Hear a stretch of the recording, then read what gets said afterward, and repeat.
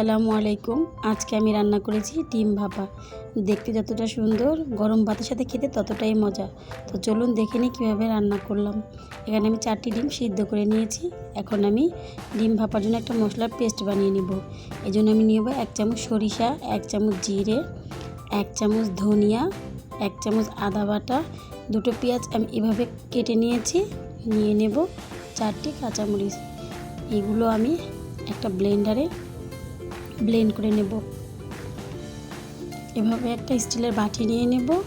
এখন ব্লেন্ডারে ব্লেন্ড করে রাখা মশলাগুলো আমি ঢেলে দেব। ঢেলে আমি ভালো করে কেচে নেব।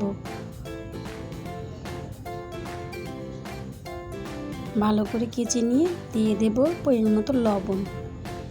আবার একটু হাত দিয়ে নেড়ে চেড়ে নেব।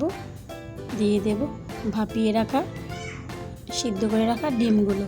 এগুলো একটু ভালো করে হাত দিয়ে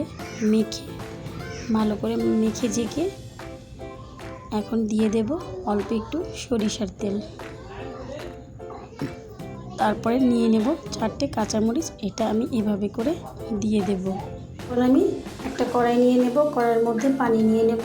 একটা স্টিম এভাবে বসিয়ে দেব। তারপরে বাটিটা আমি এভাবে বসিয়ে ঢাকনাটা লাগিয়ে দেব। এখন আমি ঢেকে দেব আধা ঘন্টার জন্য। আধা ঘন্টা পরে আমি ঢাকনাটা তুলে নেব।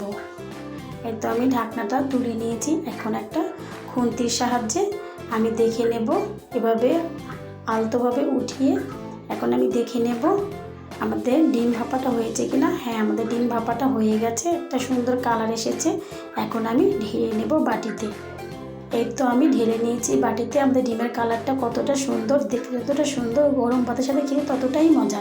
আপনারা বাসায় করবেন। ধন্যবাদ সবাইকে।